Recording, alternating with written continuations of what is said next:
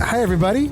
March is Colorectal Cancer Awareness Month, and we here at the HeyPoopy podcast are doing a special fun thing. Yes, we are here to help fight colorectal cancer with butt prints. You can see it all over our social media. We have some of our past guests and Dave and I making beautiful art with our tuchuses, and we are auctioning off this art at HeyPoopyPodcast.com. All the proceeds will go towards fighting colorectal cancer. Yes, you can actually own my butt, Ellen's butt, or maybe even Ryan Keeley's butt, hanging on your wall, hanging in your office. I don't know. And wait till you see these adorable videos all month long for March for colorectal cancer awareness. Hey everyone, it's the Hey Poopy Podcast. What that booty do from poop to pleasure to health, hosted by me, Dave. And me, Ellen, two curious people removing the stigma from your stinker. And why are we doing this? Because we love laughing and learning about butts and helping them to be the best they can be. And on this week's episode, we have Goblinko, which Dave years ago gave me their Bristol Stool Chart, which I stand by saying it's the best Bristol Stool Chart I've ever seen. It's one of the funniest things ever. Yes, so we had to have them on the show for that reason alone. Yeah, and shout out to Cardone for setting us up with that intro. But yeah, they're great. Goblinko, if you're not aware, it's the artwork of Sean. I can never pronounce his last name, so you have to excuse me on that one. But, I mean, his work is just really funny, irreverent, crazy, shocking, all that stuff. And they have created a kind of an empire of, like, original merchandising, along with pins, buttons, all kinds of cool merch stuff. And board games. Board games, yes. The whole giant Kickstarter, like, game. I mean, the guy is very prolific. Yes, and him and his wife came on to tell us all about the madness and the mind behind all this craziness. And I even had him break down, like, exactly how the Bristol Stool Chart came to happen. Yeah. We got a whole history. You can hear stuff like this. Have this moment where we think, God, how many diapers did we change back in the day? And we have 3 kids. But we also, when our youngest was old enough to use the toilet, we had a ceremonial, we actually had a bonfire. We let the kids smash up the diaper changing table into little pieces, and then we burned it up in our fire pit as like a celebratory, okay, you've graduated from diapers to the toilet only, so let's all poop happily on the toilet. And then one of the things they don't tell you about being a parent that you get to learn is after going through, years of diapers and then finally having your kid learn how to use the toilet, you then have this phase that goes on for at least a year, usually more than a year, where they're capable of pooping on the toilet, but they cannot do a decent butt wipe by themselves. Yep. And so they go off to the bathroom and you wait a while and then you hear, it's back on. There's we probably could have talked to them even longer because there were just so many like fun little facts. I mean, they're a unique family. It's a family endeavor, if you will. I mean, but yeah, Sean's artwork is amazing. Check out his artwork in the show notes, and otherwise you could check out everything you need to know about Dave and I on HeyPoopyPodcast.com, including merch, our email. Do you have a story to tell us? Or check out our butt prints for Colorectal Cancer Awareness Month. It's all right there on HeyPoopyPodcast.com. Yes, it is. And with that, on to the shit show. Have you ever let one rip and there was a little extra in your pants? Oh no. And you only had a sock to help you clean up your mess? Well, introducing the Original Shark Kit, an all-in-one poopy pants-saving first aid kit for the shits. This kit comes with a fresh pair of underwear, stain remover, sanitizing and butt wipes, anti-diarrhea tablets, a bag for disposal, plus an extra sock. Don't be caught behind the dumpster cleaning up your mess without the Original Shark Kit. And for all those Hey Poopy podcast listeners, you get 10% off this butt-saving pack with promo code HeyPoopy. Go to OriginalSharkKit.com. Not just a gag gift, but a pants-saving must-have. That's OriginalSharkKit.com. Stay away from a stinky situation. Hey Poopy, how you doing? Hey Poopy, how you doing? I'm just, trying to find a place with like-minded people to talk about like-minded things about me, about poop and stuff. Hey Poopy, how you doing? Hey Poopy, how you doing? Oh man, what's this right here? Is this a podcast about poop? Yes. Oh, I love the cuckoo clock. This is a podcast about poop. And so much more. Hey, everybody, it's the Hey Poopy podcast with Dave and Ellen. And this is episode 159, but it'll always be number 2 to us, our very favorite number. And we have a very special guest today. Yes, we do. Back when Dave and I first started this podcast, Dave gifted me this incredible Bristol Stool Chart. And it just so happens the fabulous artist Goblinko, Sean and Katie are here. They made the best damn Bristol Stool Chart I have ever seen. Yes, along with many other things. So thank you for being on the show, you guys. Yeah, of course. And Sean and Katie, before we go into what you do, we'd like to know about your poo. How have you been pooping recently? My poops have been good. My guts wake me up a little earlier in the morning than I'd like to get up to poop, which is unfortunate timing. But then I'm up, and it's like, okay, I can be a very raring to go mom way too early in the morning. But they're nice poops. So how has your poop been, Sean? He's like, whoa, shot right out of a cannon. Yeah, is it chart? What's it look like? You got. Here's the chart for reference. What did you have today?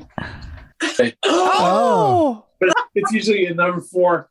Yeah, I had that's amazing though. I mean, I love, this is so funny. We're talking to the creator of this amazing Bristol Stool Chart. Okay, know your shit. So you guys are pretty regular, it seems like. I like that. Katie, what type are you on this thing? Me? Gosh. I'd say somewhere like 3 or 4 usually. I'm got pretty good kids. I eat well. I exercise regularly. Things are moving through, you know. That's good. So you're like the Lincoln Log to smooth criminal. Nice. I like it. Yep. That's the healthy. That's as we like to call it on this show, the perfect 4. Yes. Well, exactly. And you guys are dealing with that. What about you, Dave? Today I was between a smooth criminal and a smelly seaweed. He's a little loose in the caboose. Can I see that Bristol Stool Chart? Because I want to go into my check-in. Sorry.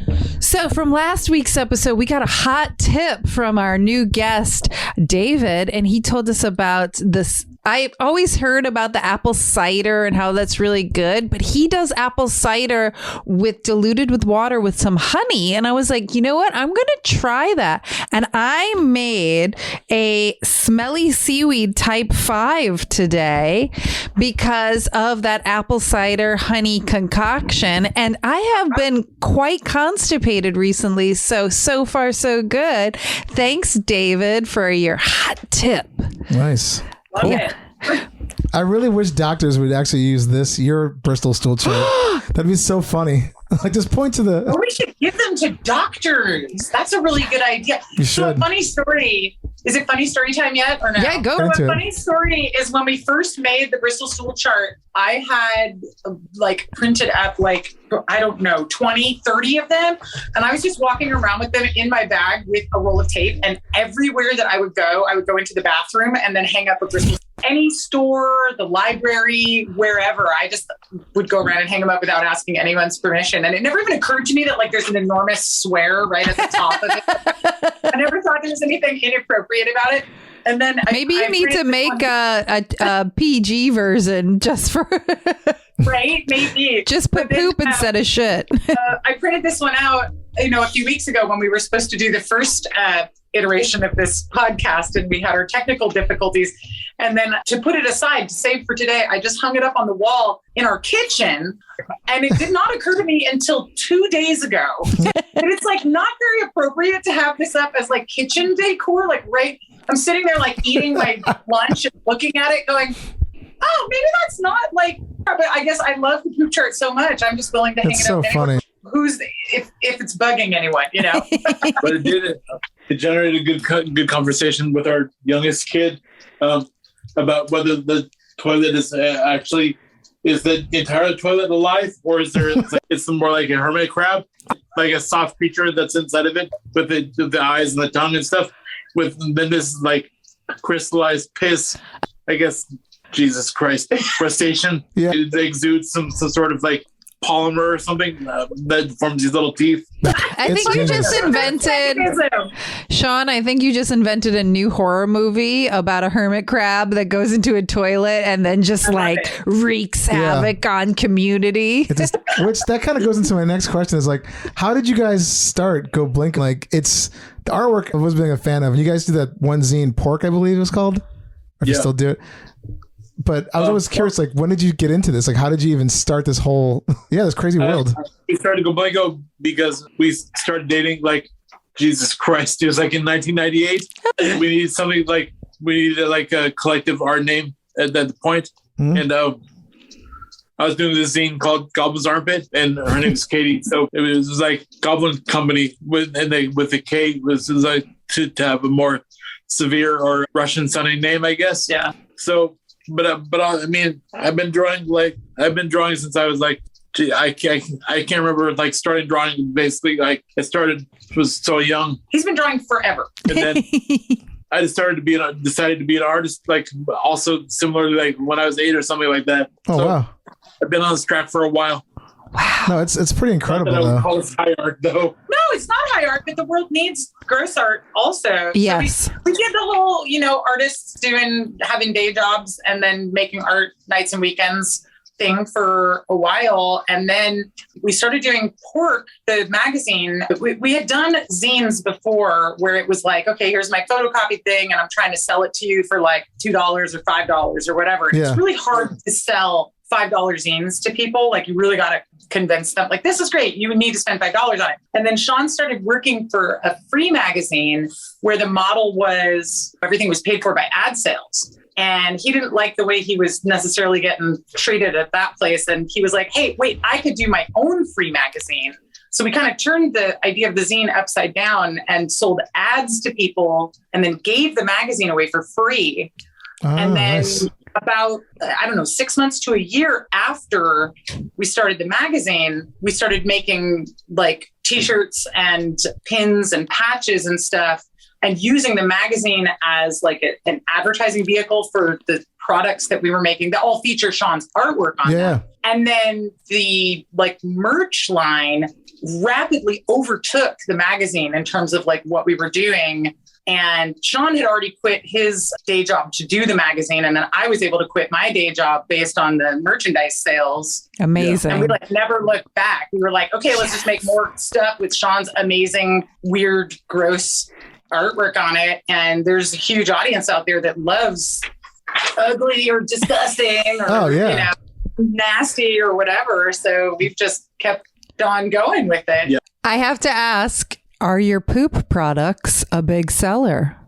This stool chart is an incredible seller that people buy the most. We also have the other poop poster, which it's a little more high-minded than this one because, it's got Latin on it. Oh, the other one you sent us, the one with the toilet? Yeah. Yeah. Wait, what was that? The patch sells okay. We have an older patch that we don't do anymore that was a drawing of an outhouse that Sean did that said taking care of business on it.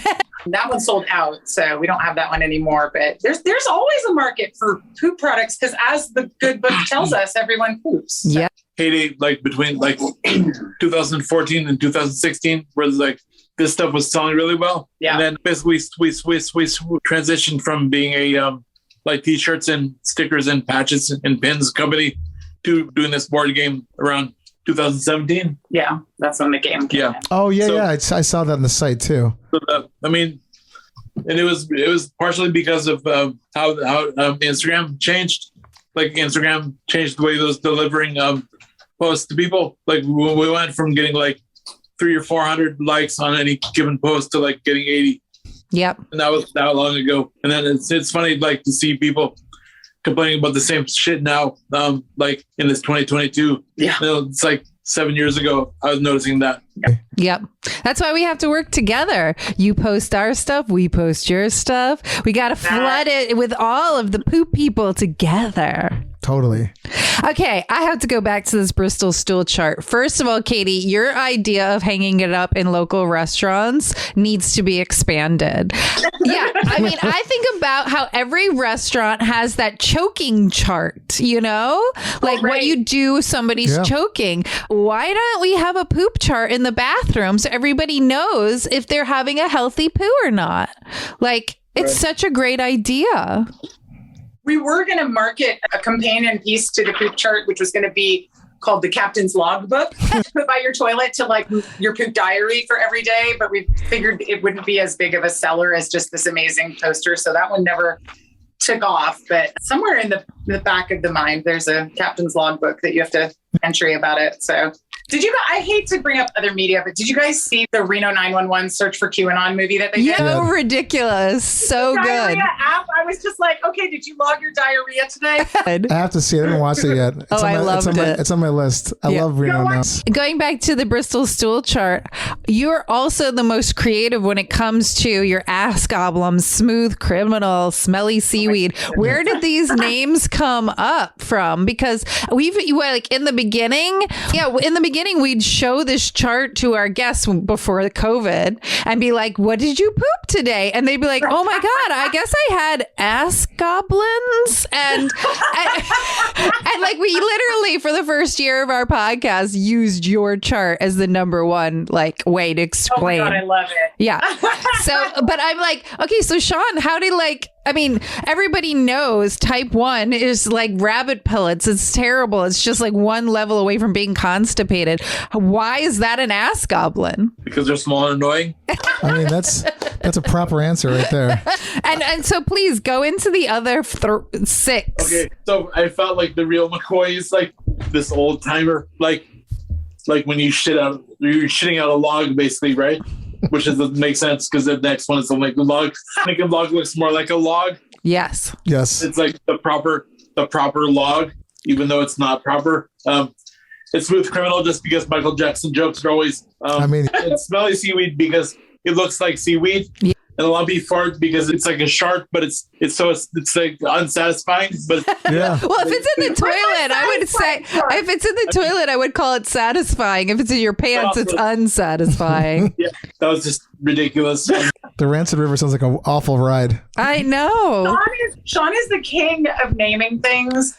He does it very quickly. There's not usually a lot of thought involved, and it's almost always just 100% perfect. It's all no, but even if this is no thought, that means your subconscious is giving us just pure gold. It's like Jedi. Right, you like Jedi. yeah. You like Jedi level puns. It's like pretty amazing. I don't usually miss. Sean's a pretty great writer. That's a thing that's funny is everyone kind of like knows him as an artist and an illustrator, but his writing is unbelievable as well. So, and this is 100% Sean. I wish I could take any credit for this, but he just like, one day he was like, I'm making a Bristol Stool Chart. And I was like, what's a Bristol Stool Chart? He's like, you're gonna see. And I was like, all right. Even more of a reason for him to make it to educate even his wife. This was a sure fact. The toilet illustration is probably the best thing ever. So if nothing came of it, just that toilet illustration would be my favorite thing. But the fact that it expands. Yeah, the toilet's name is John the Baptist. Like probably 4 or 5 years before I drew it, the same thing. And I think the wacky thing about it is like it's actually a total lift off of this Ghostbusters toy. Like they had this like oh my god, I totally remember that toy. Yeah. You just jogged my memory. That's great. So yeah, that's really funny. I didn't think of that when I was actually drawing it, but then afterwards I was like, geez, this really reminds me of something. And then I was like, well, I mean, there's some Robert Crumb drawing that's very similar, but also like this one is directly like there's this Ghostbuster toy that's like exactly the same. Like you move this little inside switch and the tongue moves around. And I don't remember if the eyes went in and out or whatever. We gotta find one. But yeah. I know. Do it before this episode gets out because everybody's going to be on buy it. them all up. Oh, that's so great. I love it. Yeah, but thanks again for creating that thing. It's probably one of the best talking pieces ever. I know. I got to get a proper frame for mine so I can hang it. what the fuck is this? I mean, actually, it was funny because we interviewed Adam Cardone, and he brought his he whipped his chart out. We were both like, this is so funny. So we knew we had to get you on there. Yeah. Yeah, that's who we met Katie and Sean through. Is Cardone was like, I know these guys Goblinko, and I was like, oh yeah, we love their stool chart. And he was like, you got to have them on the show. And I was like, okay, let's make it happen. Awesome. Yeah, it was kismet. But it's so weird. I forgot how I found about you guys. I've been buying your stuff. I was saying before the show started, a ton of it. I have so much. I mean, you can't see it right now on the Zoom call, but it's all over the place. I'm using it in photo shoots. I have all the pins, buttons. It's kind of crazy. Patches.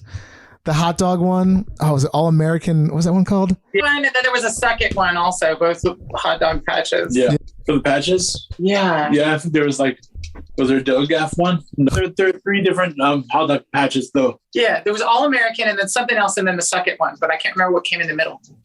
It sold out, whatever it was. Yeah. I got a bunch of them. My wife, I think we used to make those crazy cat, I forgot those things you use for self-defense, the little cat. Yeah. Yes.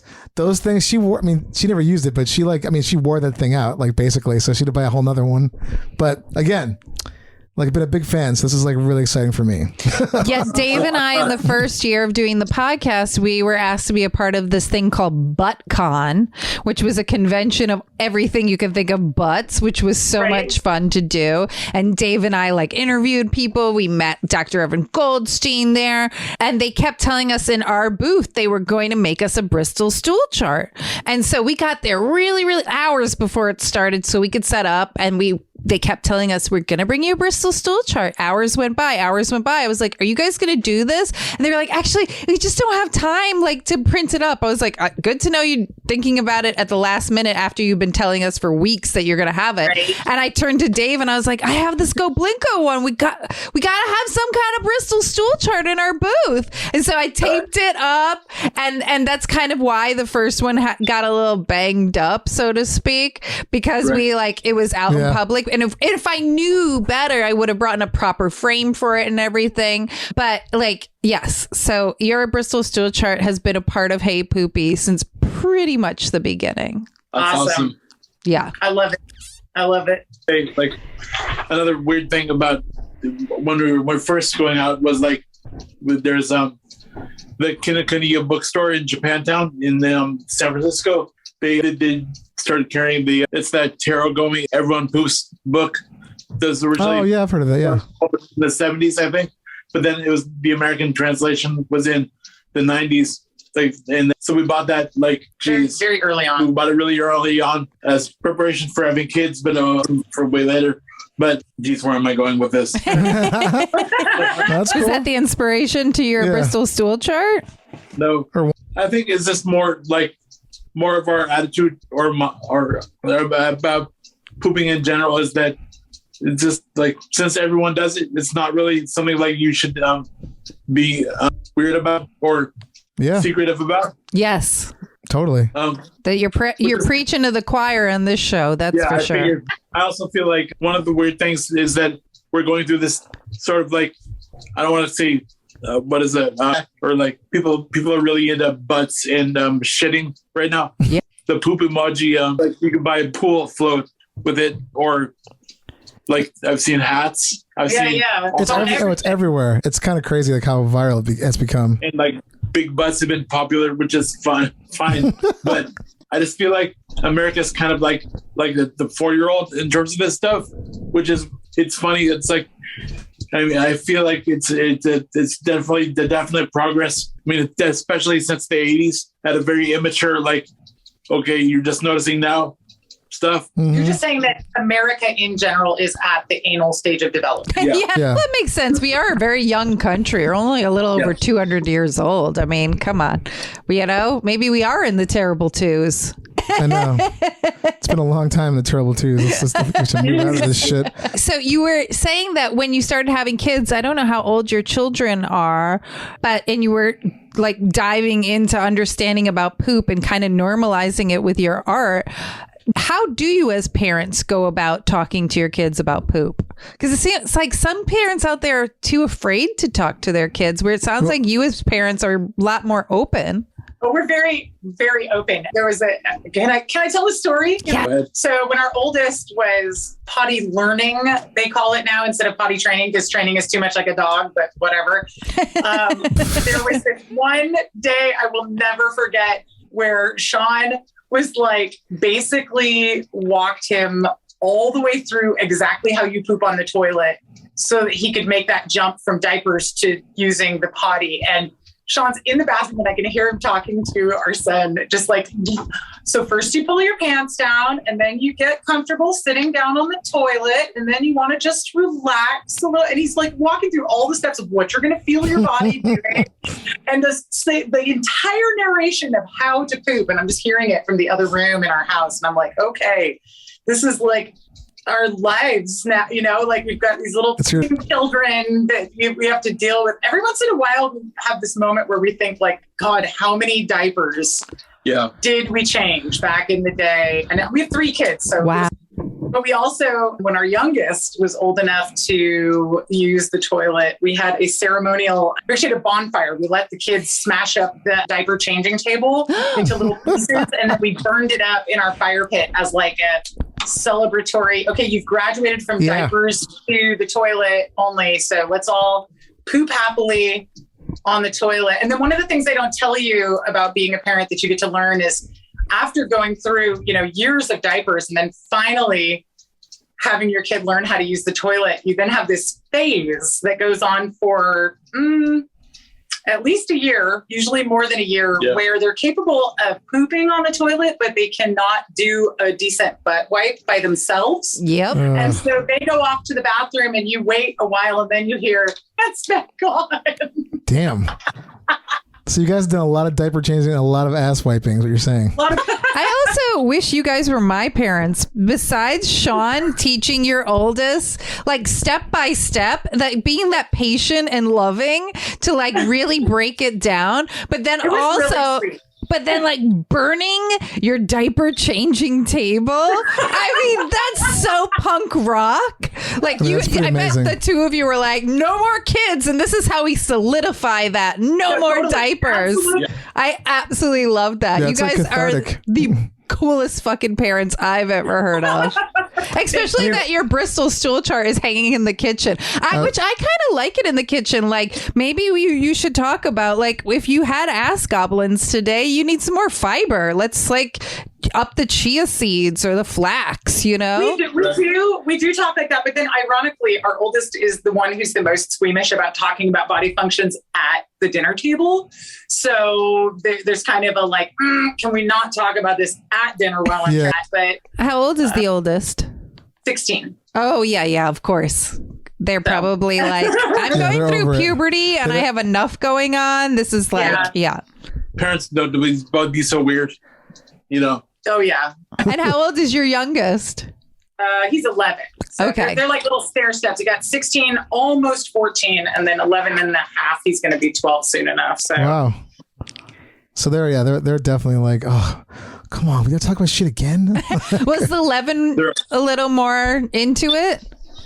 I mean, they don't really want to talk about poop that much. Like they're not like super, let's talk about it. But we're a very open family and we unschool the kids. So kind of, I don't know if you guys are familiar with unschooling, but it's like homeschooling without a curriculum where basically everything in life is looked at as a learning opportunity. And so anytime there's a problem or a question or anything, we kind of go, okay, well, here's what I know about it. And here's how I could explain that. But maybe we need to Google this also and do some research or have a conversation. So there's a lot of just stopping to talk about various things like in super detail when they come up. Yeah. Okay. So sometimes you're talking about poop if that's what's coming up that day, but it's good. It's fun. It's like, I already have the impetus to like be a research driven person. Like, and just, I like to know stuff basically. So it really is just like having to be really patient with the kids and just be ready to drop everything and like, okay, we're talking about this now, whatever it is. I mean, and like not be dismissive of really weird questions that come up. Right. Really weird weird fucking But questions. I mean, our policy all the way down has always been to just answer questions honestly. I mean, in an age-appropriate manner. Yeah. You know? Yeah, of course. But like, we're never like hiding things from our kids or going like, oh, well, we don't talk about that. You know, so it's. I have to ask, what's the weirdest question? I just had this one the other day. Was like Jimmy asking, which I posted this one. Jimmy asking what if gremlins were fish, like the gremlins from the movie, or if they're fit. Just going with that is so weird. And then we have to like extrapolate out because of course we're artists. And so we're like, okay, I'll go with that idea. And we start riffing on it and talking about what that would look like. And the kids get into it. And well, I mean, whatever. Isn't that, I forget the creature before gremlin, but like if you water. Mogwai, yeah. Yes. But if you put water on it, it turns into a gremlin. Right. So if there wouldn't be any of the mogwais because they'd already be fished and wet. No, if you eat after midnight, you turn into a gremlin. Oh, okay. If you put water on them, it makes more of them. Oh. Yeah, that was the gross part of that movie. Those little bubbly like egg sacs on their back. Ugh, that's so gross. So yeah, we get some weird questions, and then sometimes it's like political questions about like what's going on in the news or whatever, because they all have phones, so they see. Yeah. They don't like read the news, but they see memes, and so then they're wondering like what something's referring to or whatever. So there's definitely we get all over the place with the discussions and conversations around here. So we do like refuting memes, like they popularize ignorant or stupid ways of thinking, at least in my opinion. So we have to do like educational segments about the rest of the country, for example. Right. Because I just don't want them thinking stupid shit about the rest of the country. We're just making assumptions in general. Right. So everything has a question. And all your kids have used school. This is how they go. This is their school, right? All three of them. Okay. Yeah. Cool.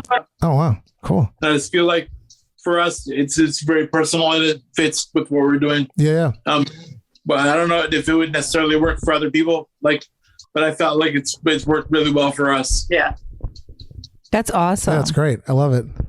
And I think about the way I was raised by a mother who is like a lot more conservative and a father who used to fart in my face when I was a child. Oh my God. And how like now I have a Poopy podcast because I'm so curious and I want to ask people all the questions. So it's just interesting that the two of you have a Bristol Stool Chart like this hanging in your kitchen and the three kids are like, do we have to talk about poop again? Well, I mean, I think also because they're all teenagers and they're all trying to find out who they are at this point. So like their desire to like distinguish themselves from their parents is like very strong at this age. It'll probably be this way for a while, unfortunately. Yeah. Or fortunately or whatever. But it's how it works. Yes. Yeah. We've all been there. Yep. Exactly. So Sean and Katie, can we go to some of our regular questions to ask you? Of course. What kind of toilet paper do you use and do you put it on the roll, over or under? Oh my God. Oh. You're part of the majority. There's this Fabulous Furry Freak Brothers comic where I think it was Phineas. It was like someone put the toilet paper the wrong way. It was coming under. He like jumps out of the bathroom with like knives. It's like gonna kill. I think that was the first time I ever saw that reference. And then I was like, seriously, I was like, do people ever put the toilet paper that way? Like I had no idea. I'll change it in other people's houses. If I go to someone else's house and it's the wrong way, I'll actually reseat it so it's facing the right way. I'm like, nope, I can't deal. I am 100% one of those kind of people. But for people who research a lot, we actually found out recently that the toilet paper companies want you to put it over because you pull more off, which means you use more toilet paper, which means you have to buy more toilet paper. That totally makes sense. So, and I also know if you have annoying kids or pets who mess with the toilet paper roll, it's all on the floor if you do it over. But if you do it under, you can stop them from unrolling it. Yeah, and if people who have RVs, it rolls off while they're driving, you know? But if it's under, it doesn't. So, I mean, yes. You're part of the super majority. Like, yes. Most of the world is over. Yeah, 80% of our guests, probably 85, are over. I think it's way more than that. I'm sorry. I think it's more like 95%. But, however, I also believe to each their own, whatever you like. But you didn't Sure. tell us, what brand do you use? Oh, we use the one that's got the bears on it. Is that Charmin? Mm-hmm. It's like they've got the best toilet paper math out of all the confusing toilet paper math at the store. It's like 9 equals 36 or something. Yeah. And I'm like, right on. I don't know what that toilet paper math is, but I love it. We use the one with the bears on it. With the I don't even know if it's actually Charmin. I think it is. Is it Cottonelle? Okay. No, Cottonelle doesn't have the bears. Charmin does. Okay, Really? so Yeah. it is the Charmin with the bears. But I know this now because, of course, due to pandemic toilet paper nonsense, we had to buy other brands temporarily while our store was out of the one we like. And it was just like wholeheartedly rejected by everyone in the house. We now have this like large container of the wrong toilet paper that's like our backup supply. And I keep trying to like use it. And everyone's like, no, that's the emergency toilet paper in case we can't get Oh my a God. normal brand. And I'm like, okay, whatever. We'll have your plush paper for It's your funny baby. too because like we have this shop we have a house that's in the back, and that we used to have the fancier toilet paper, which is backwards from the way the most people would do it, I guess. Right. I think what happened was the kids started working in the shop, and then they started using the toilet back there, and they were like they got sold on toilet paper before us. Yeah. So they wanted to use the other kind or something. I don't know. We were like using shittier toilet paper. They like fancy butts. Very fancy. I mean, they're not super fancy, but they do like their fancy toilet paper. Yeah. So Well, I just looked it up. The red bears mean it's Charmin Ultra Strong for families. So it's four times stronger and longer lasting. So if you have 5 people in your family, you need that Yeah. ultra we strong. also, just since we're sharing all about pooping in our family, we have 2 bathrooms in our house, one upstairs and one downstairs. And the one upstairs is definitely, the toilet is a little bit trickier and can be made to overflow pretty easily without Ooh. a lot of poop. So there's actually a rule in our house that children have to poop in the downstairs bathroom so that they can't make the toilet. That's so funny. I love What it. if, though, the 16-year-old's downstairs pooping and the 11-year-old's got to go really badly? For emergencies, you're allowed to use the upstairs toilet, but then you better make sure that you're flushing it right and not causing Yeah. a problem. Now they're older, so it's not as much of a problem. Yeah. But you can imagine when they were younger, clogging the toilet and then probably flushing it disaster. and not knowing how to deal with it. And then suddenly I have to go in and deal with not only the overflowing toilet, but then the like water that's pouring down into the basement, Ugh. it's toilet water. Ugh. So I was just like, here's a rule. You have to poop downstairs. That's it. Katie and Sean, when you're pooping, do you wipe sitting down or standing up? Okay, I'm sorry. You pre-sent me that question and I came like running into the room, like screaming at Sean. And I was like, I don't understand actually how you could wipe standing up. Because We've had we've had a good amount of people on the show that do that, or some kind of form of like, sitting and standing. But we've had some pure standers. You gotta have a small ass. You gotta have like a small ass, I guess. Sean, I see a new cartoon you have to draw, a sideways butt. Oh my God. That just reminds me. Have you ever seen that show, Assy McGee? I don't know why it just popped in my head. No. You should watch that. It's a Adult Swim cartoon where there's a detective named Assy McGee who was an ass, who was a detective. There's like a giant butt with like socks, a gun holster on his leg, and then a pair of shoes. And like he would talk and it'd just be like just mumbling, like because his butt cheeks were like flapping over the hole. Totally unrelated, but like this when you said sideways butt cheeks, I'm like, oh my God, it's so funny. No, that's related. Everything's related here. Come on, it's a butt. It's a butt. Yeah, Cardone, your friend, is in that band Toilet Boys, and I think guitarist of the band Sean brought us that question, and Sean was like, no, I need to know, are you a sitter or a stander? It's a huge hot topic. Well, and me and Dave were both like, what? Well, he had met someone like previously before the interview that said he stood and wiped his ass, and he was like, it blew his mind. He was like, who the fuck like does this? I'm just like, I don't understand how it works. And then of course I haven't like tried it because I could try it, but I've been like, what? Yeah, It's just weird. Yeah. It's been too many years for me. I'm like, nah, I'm just gonna stick to this. This works. I got a Sitting down works. I mean, but what if one of your 3 kids came to you and was like, but I'm a stander, Mom and Dad? Oh my God. I don't even know. I want to ask about it and then they'd be uncomfortable because they'd have to be talking about Those little ribbon pins. I support my stander. I stand with my standing kid. And then we'd have to get the the long sign that says, "In my America, we believe in standing while wiping your ass." Yes. And other stuff, whatever. That'd be so great. It's a brown ribbon. Sean and Katie, what are your first memories of poops and farts as a child? Oh my God. I have no idea. Oh. Really? Like, I can't think of here's my childhood memory of pooping. I think Sean has one. Say a little baby turd. Say it. Oh. I don't have a memory of pooping from my own childhood, but I could tell another funny story from our children's childhoods. Please do. Yes. I don't know if you guys know, if you have any experience with newborns, but when babies are first born, they do a poop that is not normal poop. It's called meconium. Mm-hmm. And it's like a thick black, it's like tar almost. Ugh. And it's basically like when they're in utero, they're not pooping. They're peeing into the amniotic fluid and then drinking the amniotic fluid. So drinking their own pee, but they don't poop when they're in utero because obviously you don't want the fetus eating its own poop. And so after they're born, usually the first poop or the first couple of poops are this totally other substance that looks nothing like regular human poop. It's before the bacteria kick in. Yeah. Yeah. And it's just the baby evacuating what was left in its system while it was still in utero. And Sean had no experience of newborn babies and didn't do, when I was pregnant, I read a bunch of books and websites and was like, okay, let me get myself ready for this. And he was like, yeah, we'll figure it out when the baby's born. And so we're in the hospital the day our first child was born, and first poop comes along and it's the meconium poop, and Sean goes to clean it up and it's like sticky, like a regular wipe doesn't take it off. Like you gotta really work on it to get it off of the baby's butt.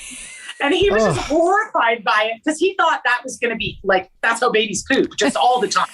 You're like, I told you to read those books. Lovely period of time for the first few months or so. I mean, well, I've breastfed the babies. I've heard it's totally different if you formula feed, but breastfed baby poop is very non-offensive. It doesn't smell. It's very easy to just kind of wash away and deal with. And it's not till they start eating solid food that they start having real poops. Yeah. So there's a whole kind of spectrum of poop changes that you go through with a baby when they're first little. And then when they first start making real poops after you've started giving them solid food, there's this shocking moment one day where you go to change the baby's diaper and there's a full, an adult size shit in their diaper. It's half the size of the baby. How did you make something?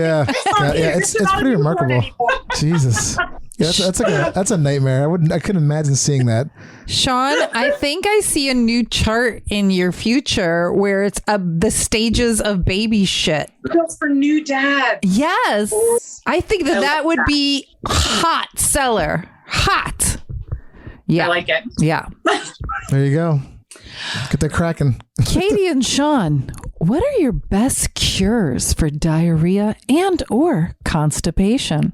Let's see. For diarrhea. Yeah, you've got the Rancid River coming out of you, and you want it, and you got stuff to do. What are you going to do to stop it up? A cork. I've never had diarrhea that bad, luckily. So I feel like the answer to both of these questions is to eat right in general, and just nutty stuff that's going to bug the hell out of your guts. Yeah, we're not like a poop cure family. We're kind of if you're feeling you kind of just wallow around in whatever miserable state you're currently in until it kind of corrects itself. I will say my grandma used to have a fridge magnet from the 70s that was that weird soft vinyl that has a raised image on it. Mm-hmm. They almost look like a rubber stamp. Mm-hmm. And it was a cartoon prune, and it said prunes make the go on the magnet. So I have a couple of times in my life I was really, oh God, I would Ass Goblins, dried fruit, but never taking medicine for it or having a big thing about it. But yeah, prunes make the going great. So. Nice. And what other products do you all use to help you with pooping? Anything from a stool to squat on, a bidet, wipes, matches for smell, anything else to help you doing your doo-doo journey? I don't think anything. Anything special. Yeah. It's funny because I've been over to like someone's house that has the squatty potty and tried it. Was like, okay, like I get it. But then I wasn't like, let's get one. And I thought about getting a bidet, but I'm kind of, again, the whole 3 teen kids. I'm like, how much bidet water is now spraying all over my bathroom? So it was kind of like, maybe we wait until they're a little older for that. Now they are older, so we actually could do it. But yeah, we don't have any fancy poop. And I was always really into those incense matches. Oh, yeah. Yes, yeah. those are great. Those are great. But also, like, really, I just like incense. And I just want that smell of incense. And you know, if your shitting is healthy, then it's not going to smell horrible. You really need it in there necessarily. Yeah. It's funny. We're definitely like very healthy lifestyle folks, and I think that's reflected in the poos. So It's very true. If you're eating healthy, you're going to have smooth criminals for sure. Yeah. Right. Yeah. And then our favorite question of the hour. You do have a bad day because I don't know, you've been out and about and you're not eating as healthy and you have Rancid River coming out of you fast and furious and there's 0 toilet in sight. Are you going to poop in your pants or somewhere on the ground, aka the floor?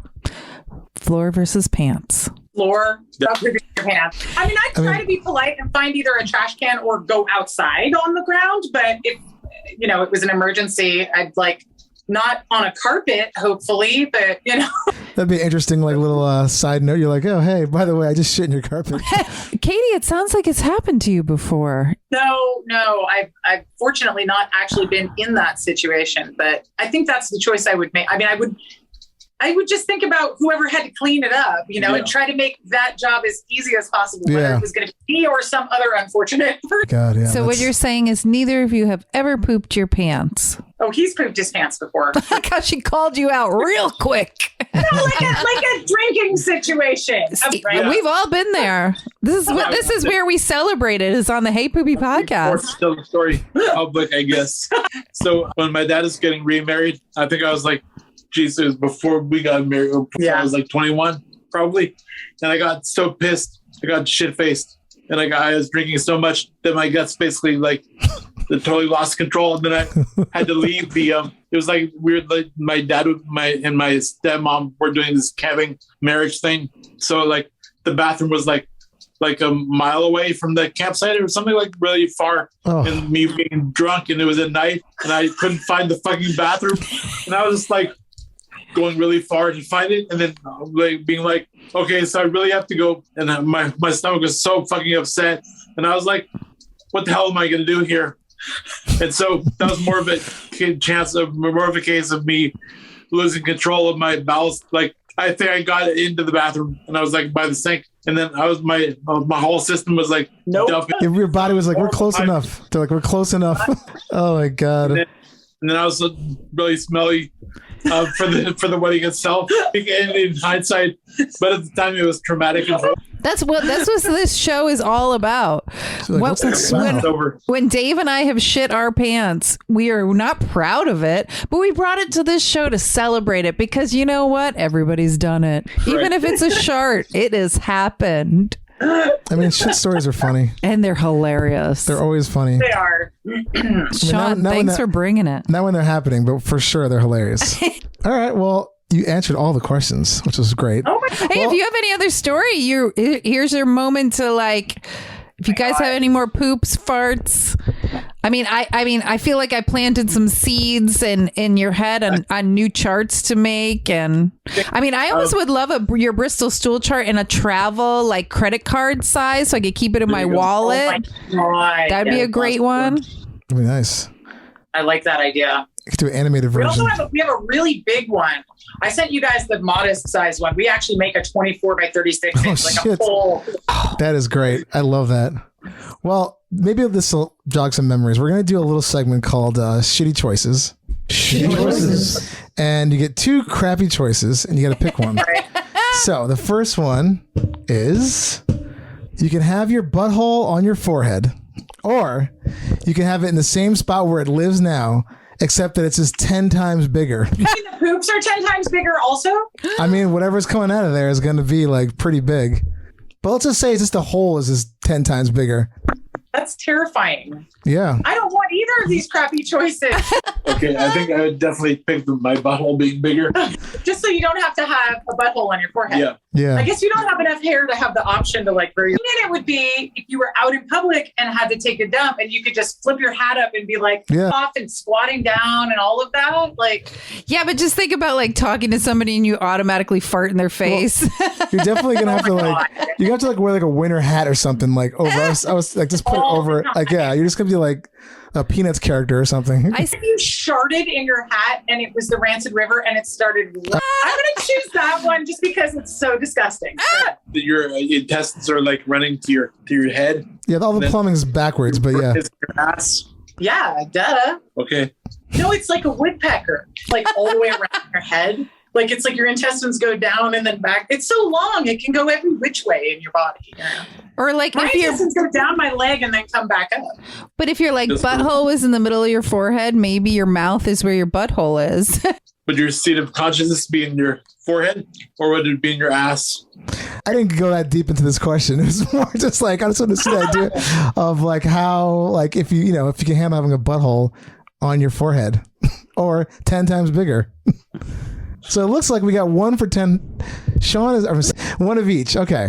So I also there's a lot of anatomical questions that go along with this. Oh. That there's this big bone forehead, or you. Oh, This is a question you can talk to your kids about. This is like a learning moment.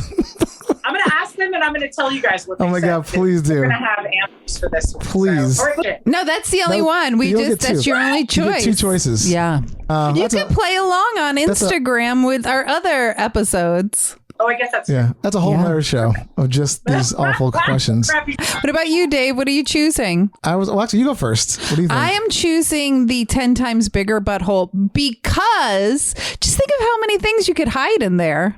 Oh yeah, That's so much fun. that would be. It's like the Eddie Murphy song. But Put the beginning of little it. teddy bear. I used to love that song as a kid. I thought that was the funniest song.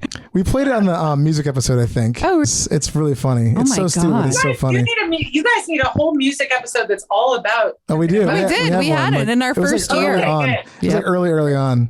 We have to do another version of that though. But it was like there's a lot of There's work. got to be more poop songs since you did that. Yeah. So- Well, they were probably. like kind of more pop culture ones. Maybe we need to do like a deeper dive. It was a good mix between like pop songs, weird underground punk songs, like just random shit we found on YouTube, and then like the Eddie Murphy song, which I thought was Yeah, but hilarious. the funny thing with that episode is I think we got kicked off of both Spotify and YouTube with it because of the licensing. copyright stuff. The Circle Jerks World of My Ass also. Yeah.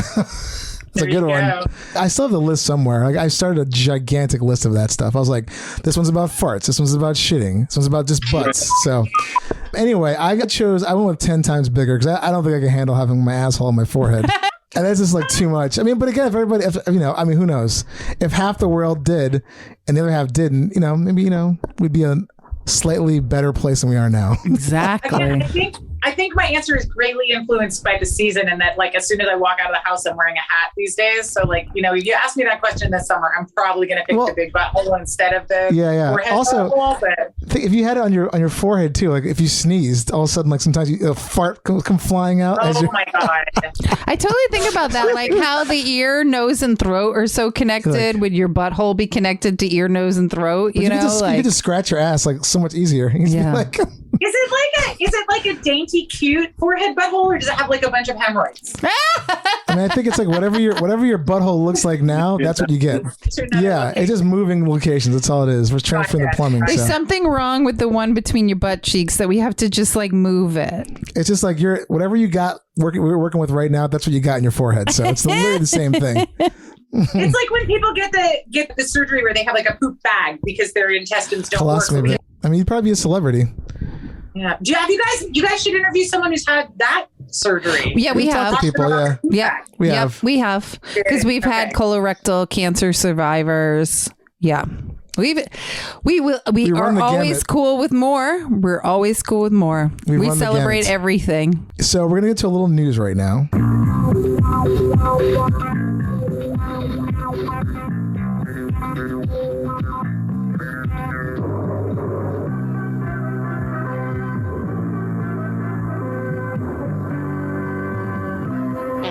This one I saw randomly looking through Instagram, and this was from 2016. I mean, Vice talked about this, but I think this was another story from the UK. But around 2016, prisoners were taking these little mini cell phones, like tiny little cell phones, and jamming them up their ass to get in as contraband. Oh my goodness. And because they're plastic, they weren't going off in those body scan machines. So people were writing, like prisoners were going on Amazon. And by the way, this phone, it wasn't like a smartphone. It was just strictly to make phone calls. It's like a flip phone. Yeah, but it's a little tiny one. It's a company called Fly, and they cost about $40. You can get them on Amazon or eBay. I don't know if they're around anymore. I imagine they're not, but they do. I did Google it, and I did find a bunch of other little microphones that people make, but they're fucking hilarious. So all these inmates were just basically using these to run contraband up their asshole. One user wrote, "No anal problems. Didn't hurt my."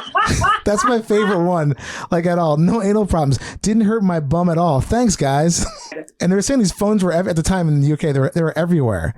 And I'm just scrolling through this list right now. But one guy, I think, from Brazil here we go. So not too long ago, the butthole of a guy being admitted into this Manchester prison found 4 mobile phones, 4 SIM cards, and 4 chargers up his ass. Oh my God.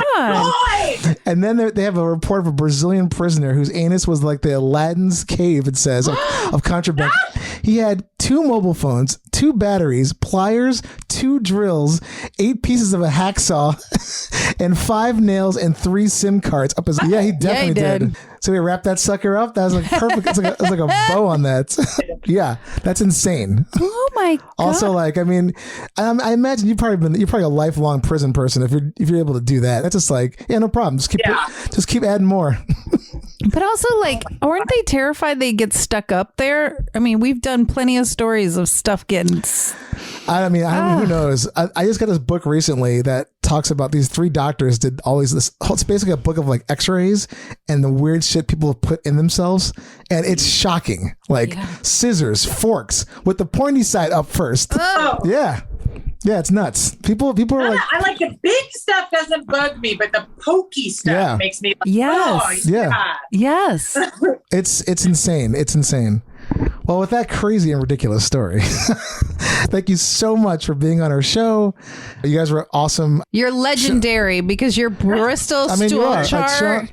Yeah. Just your artwork, everything you guys do. Thank you so much for, just putting out your weirdness into the world. We love it. Yeah. Do you all want to plug anything? Your website, any social medias? Website. Yeah. We're all over social media. If you Google, it's Goblinko or Goblinko. You can say it either way, but it's, the word Goblin with a KO after it. You'll find us on Twitter, on Instagram, on Facebook, whatever. On all them old person platforms. On old person platforms only, not TikTok. And then our website, you can go to goblinko.com, and that'll take you to the Mega Mall, which is our storefront where you can buy the Bristol Stool Chart. We still have the Cut the Shit patch. And then our game, if people are interested, is called Dungeon Degenerates Hand of Doom. That is currently sold out on our website, but we are expecting the arrival of the 4th printing any day now. Yes. And so that will go back for sale on our website. We do have a Kickstarter to fulfill first. We always send the goods to our Kickstarter backers first before we go, okay, this is available. But who knows? By the time this podcast is live, maybe we'll have games up as well. And there's not a ton of poop content in the game. There is some. There's the fighting outhouse. There's the fighting outhouse. That's legs and arms sticking out of the door. Just real quick, since we're wrapping up, but how long did it take you guys to develop that game? Well, a year. The actual game development took a year, but Sean had been working on the concepts and the artwork for it way before we actually since before we started Pork. So I was I think it was 2007. I started having ideas for it, but also I did role-playing games and stuff when I was in a young teenager. So when I was 11 and 12, basically before I discovered girls and drinking imaginary world. There's a lot of pre-development that happened, but then the actual project of developing a game start to finish once we were ready to go took a year. Yeah. And it took multiple people a year. It wasn't just Sean doing it. We had a whole team that was helping us work on it as well. So There's a lot went into it. So. Amazing. Awesome. Well, everybody out there, look for that game.